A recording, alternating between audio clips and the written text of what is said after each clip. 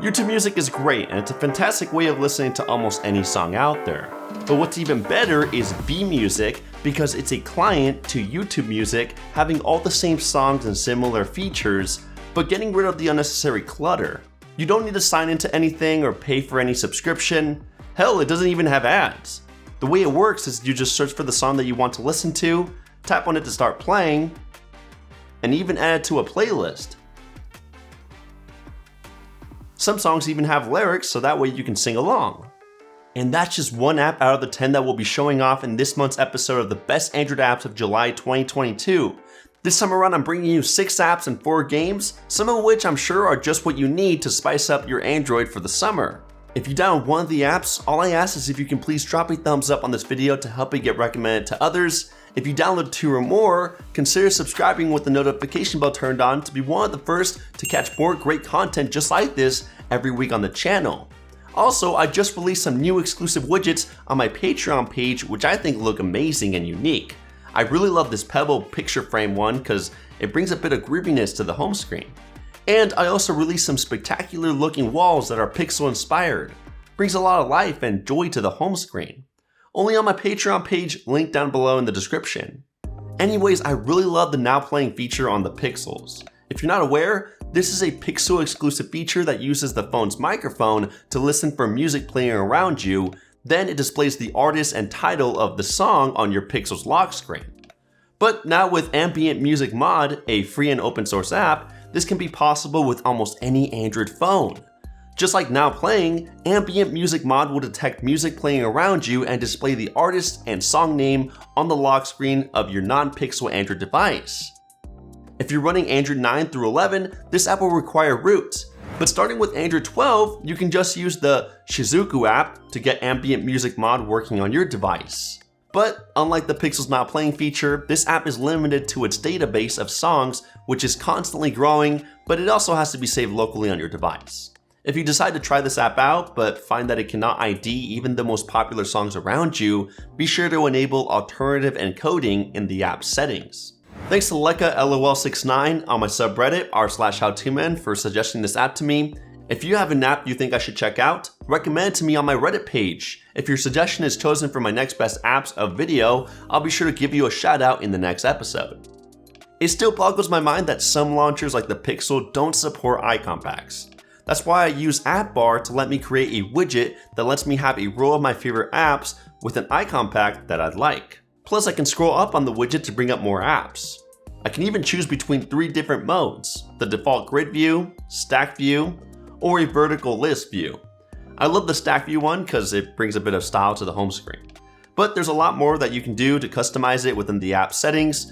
You can also create multiple AppBar widgets, each with different icon packs and features to organize and highlight your different categories of apps.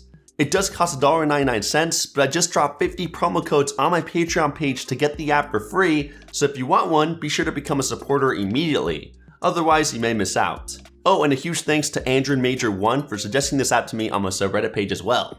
Recently, I dropped my Pixel 6 Pro in a pool, and it stopped working because the water seal on the phone broke due to wear and tear. A huge bummer, but while I waited for my new replacement, I started using the iPhone 13 for a few weeks, and in that time, I realized how difficult it was to share files between my other Android devices and my Windows desktop. I had been using Pushbullet for this, but the developer recently dropped iOS support after a snafu with Apple. Fearing being left with just my Google Drive or email, I discovered Snapdrop. It's free on the Play Store, but it's unfortunately not on the iOS App Store. So what I did instead is I went on their website, snapdrop.net. I just made sure that I opened the app or website on both devices that I wanted to transfer files between, no matter if it's a phone or a computer, have them be on the same Wi-Fi network, and wait for them to pop up on each other's screen. From there, it's as simple as selecting the files you want to share on one device and selecting the other device's name where you want them to go. Think something like Nearby Share or Apple's AirDrop merged together. On Android, Snapdrop can even be found within the sharing menu to let you quickly share a photo or file that you opened. It's a simple, straightforward app, but also practical and powerful. F-Droid is the ultimate place to download free open source apps. It works amazingly, and I have no problem with it, but the design is a bit outdated. So a good open source alternative that improves the design with a Material U twist is Droid-ify. You'll need to download F-Droid to make the app work, but then you're off and running, browsing all the free open source apps available on F-Droid, but in its new Material You goodness. You can sort the available apps by different categories, check for updates for installed apps, and even see a description of the apps along with screenshots and a link to the source code. It also downloads apps just as fast and works like a charm. Definitely recommend. This next one is easily one of my favorites. It's called QuickTiles and is free from the Play Store. QuickTiles is a quiet little app that lives in the Quick Settings panel. It lets you change the screen timeout setting from several different intervals between 15 seconds and 30 minutes.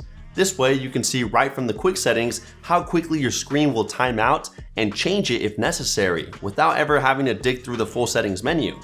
But probably the most impressive use of QuickTiles is that it also lets you change the device language quickly and easily. However, for that tile, you will need to run an ADB command. Still, once you do that, both tiles will work like a charm and be easily available. You may not know it yet, but the social metaverse is the future for connecting with others, and Flyy, the sponsor of this video, brings the metaverse to the real world. Within a beautifully modeled 3D map of your city, you'll be able to connect with others by simply tapping on a building to discover stories or events that occurred there. You'll learn a little bit more about the area around you and keep up to date with those near you. Not just strangers either. You can follow or make friends to know about any upcoming activities they're attending. Plus, the fun doesn't stop there. You can browse the most relevant recommendations or tags, locate the coolest spots in the city, and discover hidden gems that only the locals know. It's such a fantastic way of keeping in touch with those you care about and a great way to meet new people. Plus, posting your memories or plans is very simple. You just drop a pin on the place you visited, select between making a public post where anyone can view it, or a private chat where just your selected friends can see it.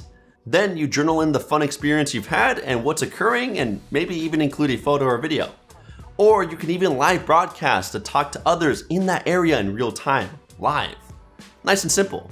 The best part is that Flyy is giving away a PlayStation 5 and a $200 Visa gift card when you post your best image or video of your favorite place with the hashtag #ILoveThisPlace.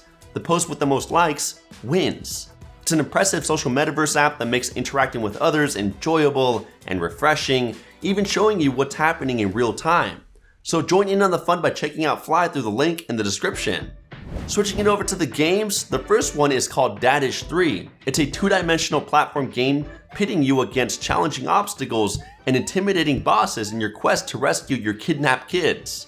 But this time, instead of being maybe a fearless plumber we've all grown to love or some kind of superhero, you're Dadish, dad of your radish children.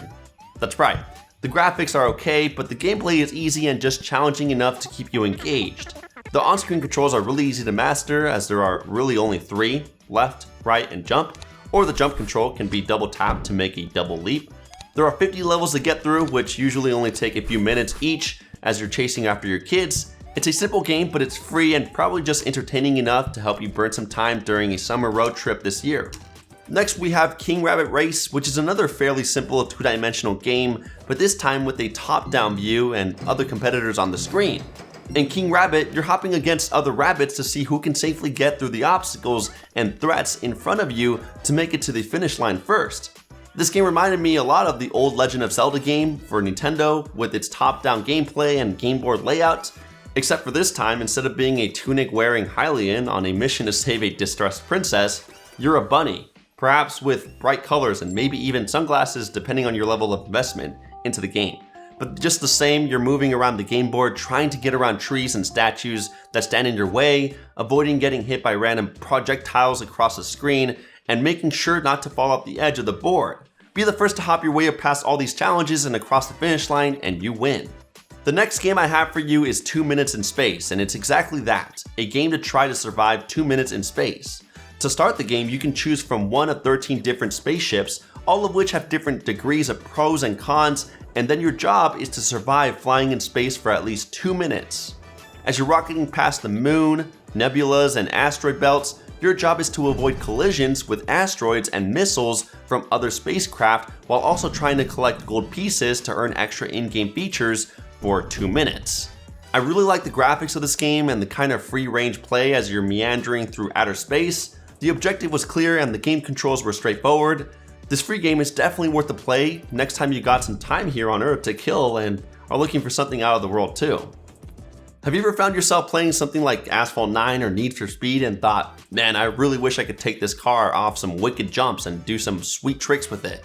Then this game is for you. Stunt Car Extreme is like Asphalt 9, but make it Tony Hawk Pro skater style. In Stunt Car Extreme, you're racing against the clock to get to the end of the course while throwing your hot rod off endless jumps and ramps, trying to complete crazy tricks with the car and collecting golden tokens. The courses are challenging, but seeing the different things you can do each time you go off a jump is super fun, and trying to get better and better to beat your time on the course makes the game worth coming back to over and over again. This is the most repeatable game I've found in a long time, and best yet, it's free to download and play. So there you have it, my July 2022 picks worth checking out this summer. Thanks for sticking to the end of the video, and if you enjoyed it, a big thumbs up will really help out the channel a lot. Also be sure to get subscribed with the notification bell turned on and check out my Patreon page for additional content, and that way you can engage with the channel more. Thanks again for sticking to the end, and I'll catch you in the next one. Kapow!